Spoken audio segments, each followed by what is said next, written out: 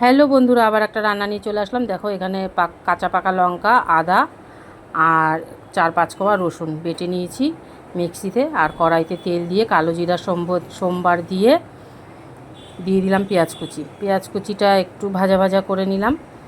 ভালো করে একটু ভাজা ভাজা করে নিতে হবে, একটু ব্রাউন ব্রাউন কালার, তাহলে ভাল লাগবে। তারপরে দিয়ে দিলাম টমেটো কুচিটা দিয়ে একটু নেড়ে নেবো। এবার এখানে দিয়ে দিয়েছি সেই বাটা মশলাটা, কালো জিরে, আদা, রসুন, কাঁচা পাকা লঙ্কা দিয়ে, এইবার কালো জিরাটা তোমাদের দেখানো হয়নি, আমি একসাথেই বেটে নিয়েছি।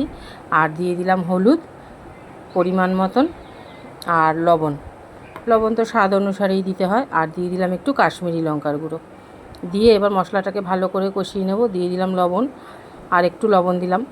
এবার লতিটা আমি সেদ্ধ করে রেখেছিলাম, তাই লতিটা দিয়ে দিলাম, আর বাটিটা ধুয়ে একটু জল দিয়ে দিলাম লতিটার সাথে কষানোর জন্য।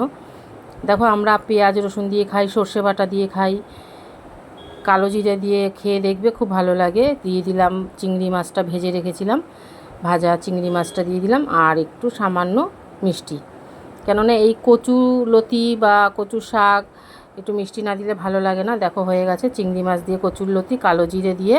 তোমরা এইভাবে করে খেয়েও দারুণ লাগে। আবার একটা রেসিপি নিয়ে চলে আসবো।